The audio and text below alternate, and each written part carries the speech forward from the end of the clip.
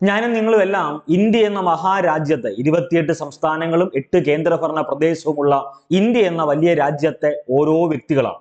അപ്പൊ ഈ പറയുന്ന ഞാനായിക്കോട്ടെ, നിങ്ങളായിക്കോട്ടെ, പൗരത്വം എന്ന സംവിധാനം അല്ലെങ്കിൽ നിയമം നിലനിൽക്കുമ്പോഴാണ് ഒരു വ്യക്തി നിയമപരമായി ഒരു രാജ്യത്തിന്റെ അല്ലെങ്കിൽ രാഷ്ട്രത്തിന്റെ ഭാഗമായി തീരുന്നത്. അപ്പൊ പൗരത്വം ഇല്ല എങ്കിൽ നിയമപരമായി ഒരു വ്യക്തി ആ രാഷ്ട്രത്തിന്റെ ഭാഗമാകുന്നില്ല എന്നാണ് സാരാംശം. അപ്പൊ നമുക്ക് വേണ്ട ഏറ്റവും പ്രാധാന്യം അർഹിക്കുന്ന ഒന്നാമത്തെ വസ്തുത, ഒരു വ്യക്തി നിയമം അനുസരിച്ച് അല്ലെങ്കിൽ നിയമപരമായി രാഷ്ട്രത്തിന്റെ ഭാഗമായി തീരുന്ന സംവിധാനം അല്ലെങ്കിൽ നിയമത്തിന്റെ പേരാണ് എന്ത്?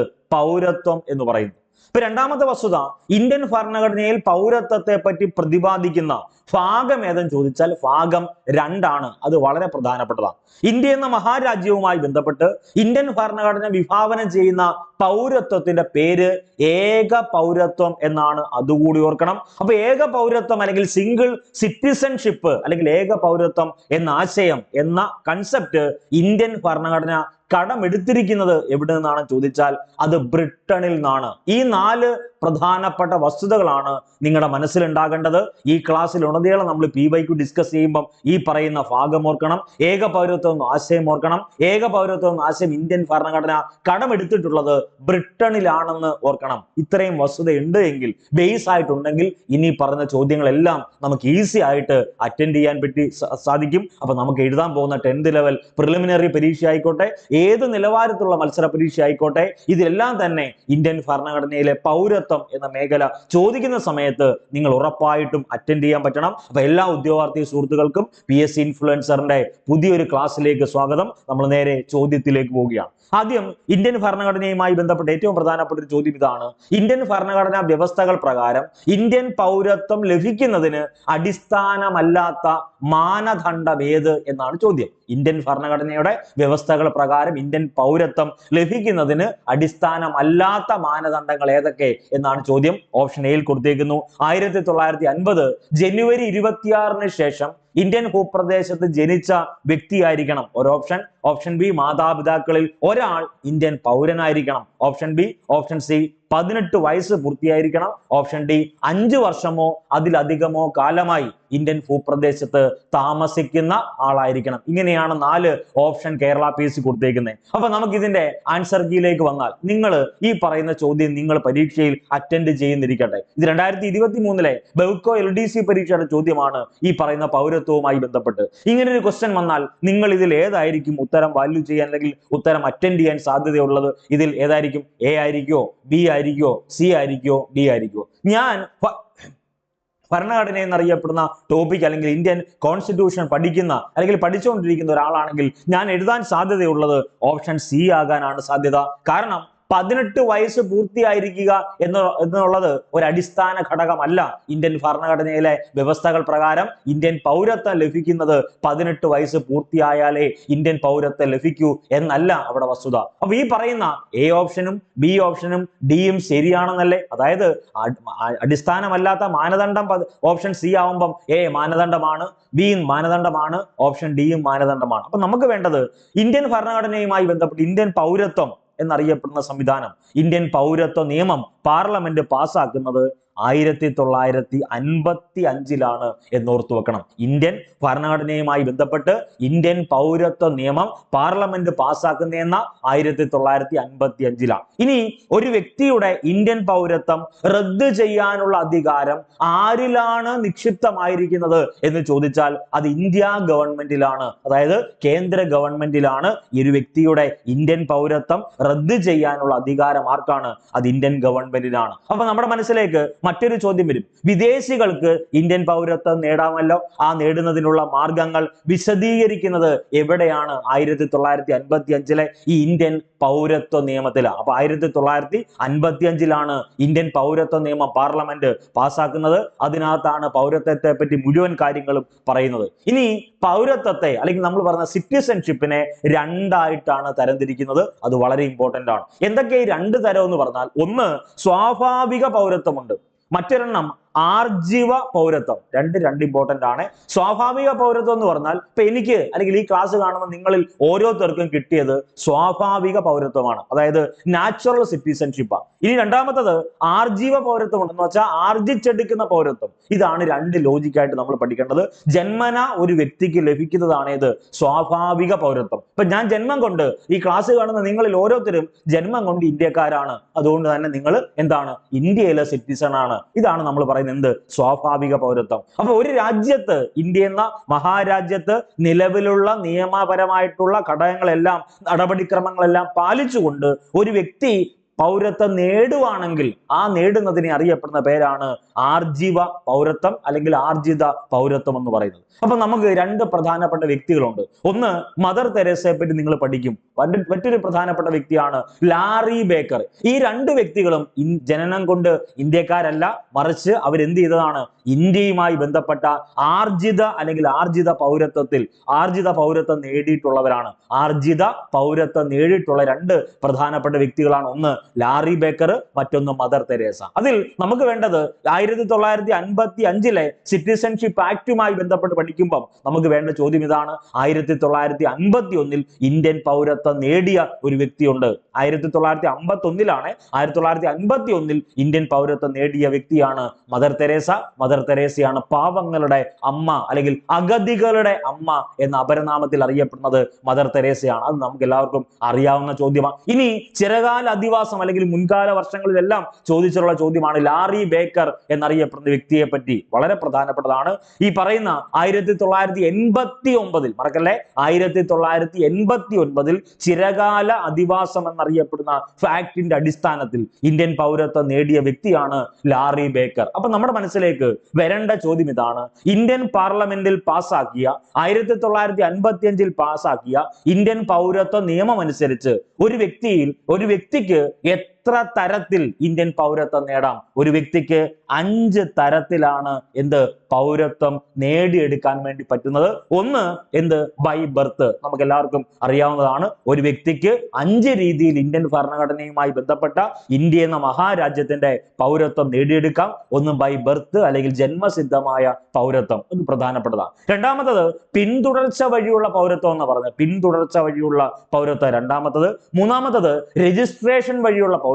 നാലാമത്തത് ചിരകാല അധിവാസം മുഖേനയുള്ള പൗരത്വം അല്ലെങ്കിൽ നമ്മൾ പറയും ബൈ നാച്ചുറലൈസേഷൻ എന്ന് പറയും. അതൊക്കെ വരും ക്ലാസ്സിൽ ഡീറ്റെയിൽ ആയിട്ട് എടുത്തോളാം. ഇപ്പൊ നമ്മൾ ഡീറ്റെയിൽ ആയിട്ട് പഠിച്ചുകൊണ്ട് പോയി കഴിഞ്ഞാൽ നമ്മൾ ഇരുന്ന 10th ലെവൽ പ്രിലിമിനറി പരീക്ഷയുടെ PYQ ഒന്നും ഡിസ്കസ് ചെയ്ത് തീർക്കാൻ പറ്റാത്തൊരു സാഹചര്യം ഉണ്ടാവും. അഞ്ചാമത്തത് പ്രാദേശിക സംയോജനം വഴിയുള്ള പൗരത്വമാണ്. എന്താ ഈ പ്രാദേശിക സംയോജനം എന്ന് പറഞ്ഞാൽ? വേറെ ഒന്നുമില്ല, ഇൻകോർപ്പറേഷൻ ഓഫ് ടെറിട്ടറി എന്ന് പറയും. പ്രാദേശിക സംയോജനം വഴിയുള്ള പൗരത്വം. ഇങ്ങനെ 5 രീതിയിലാണ് ഇന്ത്യൻ ഭരണഘടനയിൽ 1955 ഇന്ത്യൻ പാർലമെന്റ് പാസാക്കിയ പൗരത്വ നിയമം അനുസരിച്ച് ഒരു വ്യക്തിക്ക് 5 രീതിയിൽ ഇന്ത്യൻ പൗരത്വം നേടിയെടുക്കാം. ഇനി ഒരു വ്യക്തിക്ക് 3 രീതിയിലാണ് പൗരത്വം നഷ്ടമാകുന്നത്. ഒരു ഇന്ത്യൻ പൗരന് എത്ര രീതിയിലാണ് തന്റെ പൗരത്വം നഷ്ടപ്പെടുന്നതെന്ന് ചോദിച്ചാൽ 3 രീതിയിലാണ് നഷ്ടപ്പെടുന്നത്. ഒന്ന്, അദ്ദേഹം സ്വമേധയാ പൗരത്വം ഉപേക്ഷിക്കുക. അപ്പൊ ഞാൻ പറയാണ് എനിക്ക് ഇന്ത്യൻ പൗരത്വം വേണ്ട. ഈ ക്ലാസ് കാണുന്ന പ്രിയപ്പെട്ട ഉദ്യോഗാർത്ഥികൾ, നിങ്ങൾ പറയാണ് ഇന്ത്യൻ പൗരത്വം വേണ്ട, നിങ്ങൾ ഈ പറയുന്ന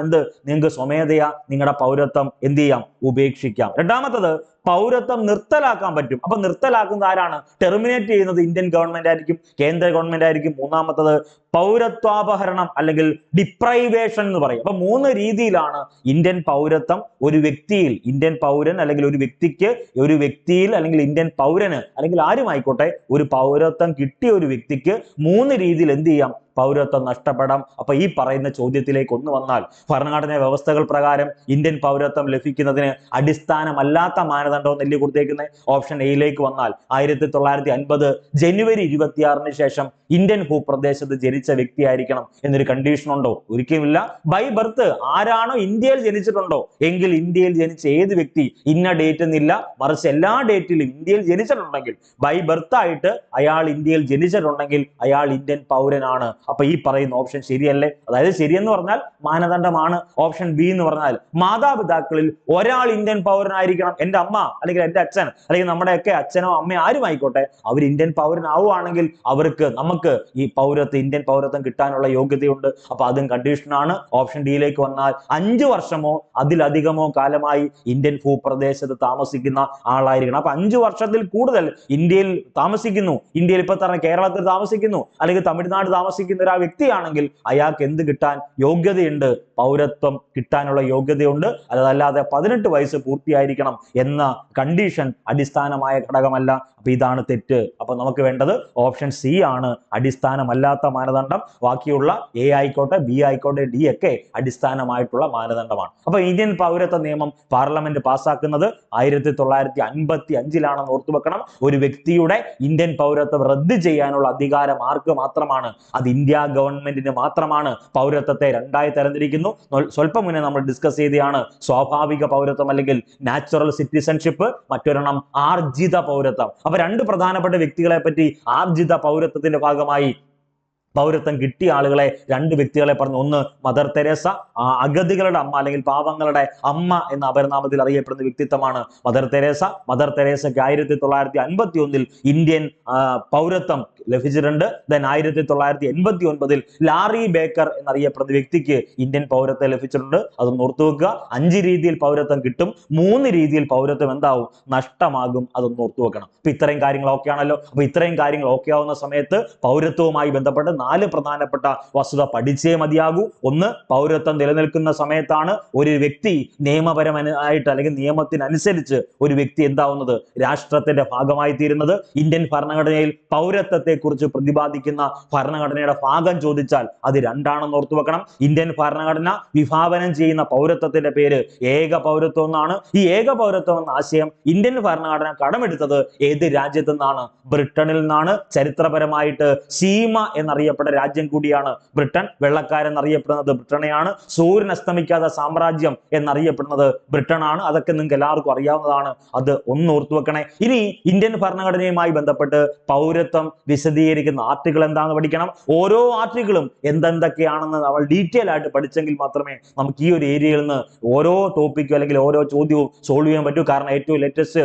കറണ്ട് അഫെയർ ഉണ്ട്. ഇന്ത്യൻ പാർലമെന്റുമായി ബന്ധപ്പെട്ട് സിറ്റിസൺഷിപ്പ് ആക്ടുമായി ബന്ധപ്പെട്ട അപ്ഡേഷൻ നമ്മൾ ഡിസ്കസ് ചെയ്യണം. ഇതെല്ലാം പറഞ്ഞെങ്കിൽ മാത്രമാണ് ഈ ഒരു ടോപ്പിക്കിൽ നിന്ന് മുഴുവൻ മാർക്ക് നമുക്ക് സ്കോർ ചെയ്യാൻ പറ്റുന്നത്. അപ്പൊ അടുത്ത ചോദ്യത്തിലേക്ക് വരുന്നു. ഇന്ത്യൻ ഭരണഘടനയിൽ പൗരത്വം വിശദീകരിക്കുന്ന ആർട്ടിക്കിൾ ഏതാണ്? ഓപ്ഷൻ എ ഉണ്ട്, ഓപ്ഷൻ ബി ഉണ്ട്, ഓപ്ഷൻ സി ഉണ്ട്, ഓപ്ഷൻ ഡി ഉണ്ട്. നിങ്ങൾ ഇങ്ങനെ ഒരു ചോദ്യം വന്നാൽ നിങ്ങൾ ഏത് ഉത്തരം എഴുതാനായിരിക്കും സാധ്യത? അപ്പൊ ഈ ചോദ്യം കിട്ടി. ഇന്ത്യൻ ഭരണഘടനയിൽ പൗരത്വം വിശദീകരിക്കുന്ന ആർട്ടിക്കിൾ ഏതാണ്? ഓപ്ഷൻ ബി ആണ്. ആർട്ടിക്കിൾ 5 മുതൽ ആർട്ടിക്കിൾ 11 വരെയാണ് ഉത്തരം. ഇന്ത്യൻ ഭരണഘടനയിൽ പൗരത്വം വിശദീകരിക്കുന്ന ആർട്ടിക്കിൾ 5 മുതൽ 11 വരെ. അപ്പൊ ഇവിടെ ഇന്ത്യൻ ഭരണഘടനയിൽ പൗരത്വം വിശദീകരിക്കുന്ന ഭാഗം ചോദിച്ചാൽ അത് ഭാഗം 2 ആണ്. പൗരത്വത്തെ പറ്റി വിശദീകരിക്കുന്ന ആർട്ടിക്കിൾ 5 മുതൽ 11 വരെയാണ്. ഈ പറയുന്ന 5 മുതൽ 11 വരെയുള്ള ഈ ആർട്ടിക്കിൾ നമ്മൾ പഠിക്കാൻ പറ്റണം. ഒന്ന്, ഈ പറയുന്ന ഇന്ത്യൻ ഭരണഘടനയിൽ പൗരത്വത്തെ കുറിച്ച് പ്രതിപാദിക്കുന്ന ഭാഗം 2 ഇന്ത്യൻ ഭരണഘടനയിൽ പൗരത്വത്തെ കുറിച്ച് പ്രതിപാദിക്കുന്ന അനുച്ഛേദം ആർട്ടിക്കിൾ 5 മുതൽ 11 വരെയാണല്ലോ. അതിൽ 5 എന്താണ്? ആർട്ടിക്കിൾ 5 എന്ന് പറഞ്ഞാൽ ഇന്ത്യൻ ഭരണഘടന നിലവിൽ വന്ന സമയത്തെ പൗരന്മാരെ പറ്റി പ്രതിപാദിക്കുന്ന ആർട്ടിക്കിളാണ് ആർട്ടിക്കിൾ 5. പൗരന്മാരെ പറ്റി എന്ന് പറഞ്ഞാൽ ഭരണഘടന നിലവിൽ വന്ന സമയത്ത് ഏതൊക്കെ വ്യക്തികൾക്ക് പൗരത്വം അംഗീകാരം കൊടുക്കും അല്ലെങ്കിൽ പൗരത്വത്തിന് നിയമസാധ്യതയുണ്ട് എന്നതിനെ പറ്റിയൊക്കെ പ്രതിപാദിക്കുന്ന ആർട്ടിക്കിളാണ് ആർട്ടിക്കിൾ 5. അപ്പൊ ആർട്ടിക്കിൾ 5 പഠിക്കണം. 6, 7, 8, 9, 10, 11 വരെ പഠിക്കണമല്ലോ. ആർട്ടിക്കിൾ 5 എന്ന് പറഞ്ഞാൽ എന്താ? ഇന്ത്യൻ ഭരണഘടന നിലവിൽ വന്നത് 1950 ഇന്ത്യൻ ഭരണഘടന നിലവിൽ വന്ന സമയത്തെ പൗരന്മാർ, അവരുടെ പൗരത്വം, അതുമായി ബന്ധപ്പെട്ടൊക്കെ പ്രതിപാദിക്കുന്ന ആർട്ടിക്കിളാണ് ആർട്ടിക്കിൾ 5 എന്ന് പറയുന്നത്. ഇനി നമുക്ക് വേണ്ട ഈ പറയുന്ന ഈ ക്ലാസിന്റെ ഞാൻ ഡിസ്കസ് ചെയ്യുന്ന ഈ ക്ലാസ് ആയിക്കോട്ടെ, നമ്മുടെ PSC ഇൻഫ്ലുവൻസർ യൂട്യൂബ് ചാനലിൽ ഡിസ്കസ് ചെയ്യുന്ന മുഴുവൻ ക്ലാസിന്റെയും PDF നോട്ട്, അതിന്റെ പരീക്ഷ എന്ന് പറഞ്ഞാൽ മിക്ക ആളുകളും സംശയം ചോദിക്കാറുണ്ട്, ഇതിന്റെ പരീക്ഷ എവിടെയാണ്? ടെലഗ്രാമിൽ പോൾ എക്സാം ആയിട്ടാണ്. പ്രത്യേക പരീക്ഷയൊന്നുമില്ല, പ്രത്യേകമായിട്ട് വേറൊരു പ്ലാറ്റ്ഫോമിൽ പരീക്ഷയൊന്നും നടത്തുന്നില്ല. നമ്മൾ ടെലഗ്രാം ഗ്രൂപ്പിൽ നിങ്ങൾക്ക് എല്ലാവർക്കും ആക്സസിബിൾ ആയിട്ടുള്ള ടെലഗ്രാമിൽ തന്നെയാണ് നമ്മൾ എന്ത് ചെയ്യുന്നത്, അതിന്റെ എക്സാം കണ്ടക്ട് ചെയ്യുന്നത്. അപ്പൊ ഈ ക്ലാസ് ആദ്യം കാണണം. ക്ലാസ് കണ്ടതിന് ശേഷം ഈ നോട്ട്സ് വായിക്കണം. ഇനി ഈ നോട്ട്സ് തരുന്നത് വേറൊന്നും കൊണ്ടല്ല, ചിലപ്പം ചില പരീക്ഷയുടെ തലയാഴ്ചയിലോ അല്ലെങ്കിൽ തലേ ദിവസമൊക്കെ ഈ ക്ലാസ്സുകളെല്ലാം ഒറ്റ സെറ്റിൽ കണ്ടു തീർക്കാനുള്ള ബുദ്ധിമുട്ട് കാണും. പ്രിയ പ്രിയപ്പെട്ട ഉദ്യോഗാർത്ഥികൾ ധാരാളം പേര് കമന്റ് ചെയ്യുന്നുണ്ട്, അങ്ങനെ കണ്ടു തീർക്കാൻ പറ്റാത്തൊരു സാഹചര്യം വന്നാൽ ഞങ്ങൾ എന്ത് ചെയ്യും? ഒന്നും ചെയ്യേണ്ട, നിങ്ങൾ എന്ത് ചെയ്യുക, ആ PDF ഒന്ന് വായിക്കുക. PDF correct Day 1, Day 2, Day 3, Day 4 എന്ന് പറഞ്ഞ് അതിനകത്ത് ടൈപ്പ് ചെയ്തിട്ടുണ്ട്. ഫയൽ ഓപ്ഷനകത്ത് ക്ലിക്ക് ചെയ്യുന്ന സമയത്ത് നിങ്ങൾക്ക് ഈ പറയുന്ന PDF ഫയലെല്ലാം ആക്സസിബിൾ ആയിട്ട് നമ്മൾ ഓപ്പൺ ചെയ്തിട്ടുണ്ട്. ഇനി അടുത്ത വീഡിയോ ടോപ്പിക് നമ്മളൊരു ചലഞ്ച് പ്രകാരമാണ് നമ്മൾ ഈ വീഡിയോ ഒക്കെ നിങ്ങൾക്ക് പ്രൊവൈഡ് ചെയ്യുന്നത്. എന്നിരുന്നാലും നിങ്ങൾക്ക് ആവശ്യമുള്ള ടോപ്പിക് ഏതാണെന്ന് വെച്ചാൽ അത് കമന്റ് ചെയ്യുക. വരും ക്ലാസ്സിൽ നമ്മൾ 5 ഇയർ പ്ലാനിംഗ് എന്നറിയപ്പെടുന്ന ഒരു ഏരിയ ഡിസ്കസ് ചെയ്യും. കറണ്ട് അഫയേഴ്സുമായി ബന്ധപ്പെട്ട് PSC ബുള്ളറ്റിന്റെ 2022, 23, 24 വീഡിയോ സീരീസ് തുടങ്ങാമെന്ന് പറഞ്ഞ് വിഷ്ണു എന്ന് പറയുന്ന ഒരു പ്രിയപ്പെട്ട ഉദ്യോഗാർത്ഥി, അനന്തകൃഷ്ണൻ എന്ന് പറഞ്ഞ ഒരു പ്രിയപ്പെട്ട ഉദ്യോഗാർത്ഥികളൊക്കെ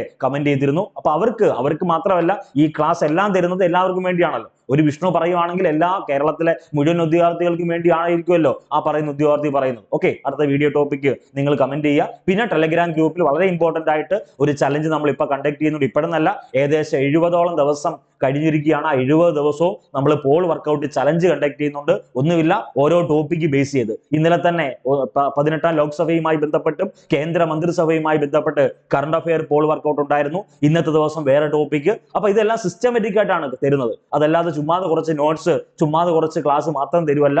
നിങ്ങൾക്ക് പഠിക്കാൻ, നിങ്ങൾക്ക് പഠനത്തിന് ആവശ്യമായിട്ടുള്ള ഒരു ഫോളോ അപ്പ് കൂടിയാണ് ഈ ഒരു ക്ലാസ്. അപ്പൊ അത് കണ്ട് സപ്പോർട്ട് ചെയ്യുക. ഓക്കെ, അടുത്തത് ആർട്ടിക്കിൾ 6 പ്രത്യേകതയുണ്ട്. ആർട്ടിക്കിൾ 6 എന്ന് പറഞ്ഞാൽ പാകിസ്ഥാൻ എന്നറിയപ്പെടുന്ന രാജ്യത്ത് നിന്ന് ഇന്ത്യയിലേക്ക് കുടിയേറിയവർക്ക് പൗരത്വത്തിനുള്ള അവകാശത്തെ പറ്റി പ്രതിപാദിക്കുന്ന ആർട്ടിക്കിൾ 6 ആണ്. അപ്പൊ ആർട്ടിക്കിൾ 5 എന്താണെന്ന് പറഞ്ഞു. ആർട്ടിക്കിൾ 6 എന്ന് പറഞ്ഞാൽ അടുത്ത എന്താണ്? പാകിസ്ഥാനിൽ നിന്ന്, ഇന്ത്യയുമായി ബന്ധപ്പെട്ട് പാകിസ്ഥാനിൽ നിന്ന് ഇന്ത്യയിലേക്ക് കുടിയേറിയവർക്ക് പൗരത്വത്തിനുള്ള അവകാശത്തെ പറ്റി പ്രതിപാദിക്കുന്ന ആർട്ടിക്കിൾ 6 ആണ്. ഇനി ആർട്ടിക്കിൾ 7 എന്ന് പറഞ്ഞാൽ 1947 ശേഷം പാകിസ്ഥാനിലേക്ക് കുടിയേറി പാർക്കുകയും ശേഷം ഇന്ത്യയിൽ തിരിച്ചെത്തിയ ഇന്ത്യൻ പൗരന്മാർ ആയവർക്കായിട്ടുള്ള അവകാശത്തെ പറ്റി പ്രതിപാദിക്കുന്നത് ആർട്ടിക്കിൾ 7 ആണ്.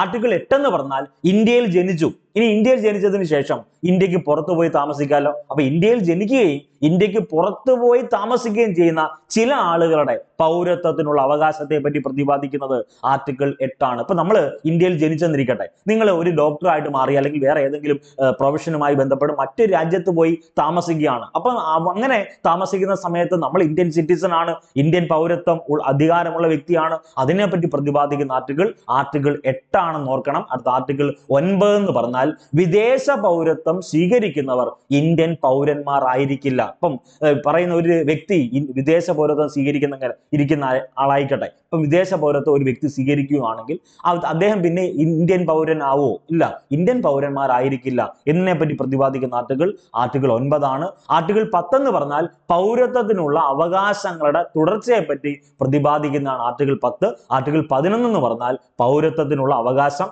പാർലമെന്റ് നിയമം വഴിയാണ് ക്രമപ്പെടുത്തുന്നത്. അപ്പൊ അവിടെ ഒരു ലോജിക് ഉണ്ട്. എന്താണ്? ഇന്ത്യയിൽ പൗരത്വം അനുവദിക്കുന്നത് ആരാണ്? ഇന്ത്യൻ പൗരത്വം അനുവദിക്കുന്നത് ഇന്ത്യ ഗവൺമെന്റ് അല്ലെങ്കിൽ കേന്ദ്ര ആഭ്യന്തര മന്ത്രാലയമാണ്. വളരെ വളരെ ഇമ്പോർട്ടന്റ് ചോദ്യമാണ്. ഇന്ത്യയിൽ പൗരത്വം അനുവദിക്കുന്നത് ആരെന്ന് ചോദിച്ചാൽ അത് ഇന്ത്യ ഗവൺമെന്റ് ഓപ്ഷനകത്തില്ലെങ്കിൽ കേന്ദ്ര ആഭ്യന്തര മന്ത്രാലയമാണ്. അപ്പൊ ഒരു ചോദ്യം ഞാൻ അങ്ങോട്ട് ചോദിക്കുന്നു, പൗരത്വം റദ്ദ് ചെയ്യാനുള്ള അധികാരം ആർക്കായിരിക്കും?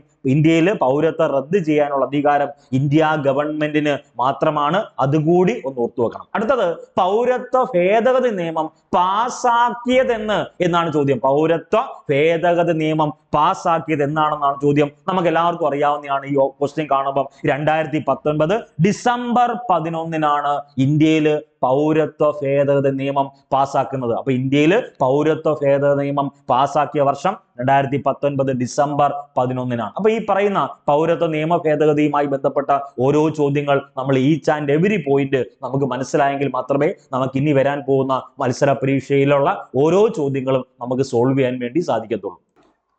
അപ്പൊ പൗരത്വ ഭേദഗതി ബില്ലുമായി ബന്ധപ്പെട്ട് നമുക്ക് വേണ്ട പ്രധാനപ്പെട്ട ചോദ്യങ്ങൾ എന്താണ്? ഈ 2019 പൗരത്വ ഭേദഗതി നിയമം എന്താ? നിങ്ങൾക്ക് എന്താ മനസ്സിലാക്കുന്നത്? വേറെ ഒന്നുമില്ല.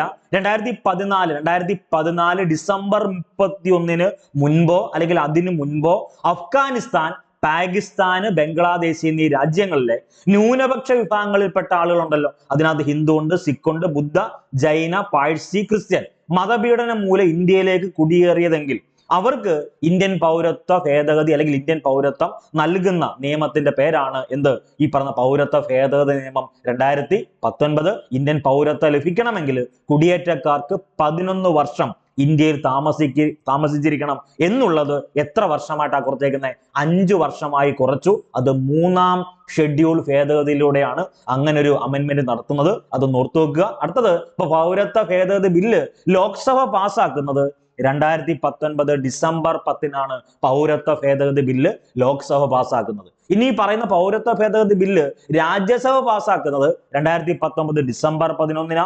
പൗരത്വ ഭേദഗതി ബില്ല് പ്രസിഡന്റ് ഒപ്പുവെക്കുന്നത് 2019 ഡിസംബർ 12-നാണ്. ആ സമയത്ത് ഇന്ത്യയുടെ രാഷ്ട്രപതിയായ രാംനാഥ് കോവിന്ദാണ് പൗരത്വ ഭേദഗതി ബില്ലിൽ ഒപ്പുവെക്കുന്നത്. ഇപ്പോഴത്തെ രാഷ്ട്രപതി ആരെന്ന് നമുക്ക് എല്ലാവർക്കും അറിയാം, ദ്രൗപദി മുർമു ആണ്. ദ്രൗപദി മുർമുവുമായി ബന്ധപ്പെട്ട് PDF നോട്ടിൽ ഇന്ത്യയിലെ പ്രധാനപ്പെട്ട രാഷ്ട്രപതിമാരെ പറ്റിയുള്ള മുഴുവൻ കണ്ടന്റും ഡിസ്കസ് ചെയ്തിട്ടുണ്ട്. ഇപ്പൊ പൗരത്വ ഭേദഗതി ബില്ലിൽ ഒപ്പുവെച്ച ഇന്ത്യൻ രാഷ്ട്രപതി ആരാണ്? അത് രാംനാഥ് കോവിന്ദാണ്. ഇനി പൗരത്വ ഭേദഗതി നിയമം നിലവിൽ വന്നത് 2020 ജനുവരി 10-നാണ്. പൗരത്വ ഭേദഗതി നിയമം നിലവിൽ വരുന്നത് 2020 ജനുവരി 10. ഇനി നമുക്ക് വേണ്ട പ്രധാനപ്പെട്ട ചോദ്യം, ഈ പൗരത്വ നിയമ ഭേദഗതിയുമായി ബന്ധപ്പെട്ട് പൗരത്വ ഭേദഗതി നിയമത്തിനെതിരെ നിയമസഭയിൽ പ്രമേയം പാസാക്കിയ ആദ്യത്തെ ഇന്ത്യൻ സംസ്ഥാനം അത് കേരളമാണ്. രണ്ടാമത്തെ ഇന്ത്യൻ സംസ്ഥാനം അത് പഞ്ചാബുമാണ്. പൗരത്വ ഭേദഗതി നിയമത്തിനെതിരെ നിയമസഭയിൽ പ്രമേയം പാസാക്കിയ ആദ്യ സംസ്ഥാനം ചോദിച്ചാൽ അതിനുത്തരം കേരളമാണ്. രണ്ടാമത്തെ ഇന്ത്യൻ സംസ്ഥാനം ഏതാണ്?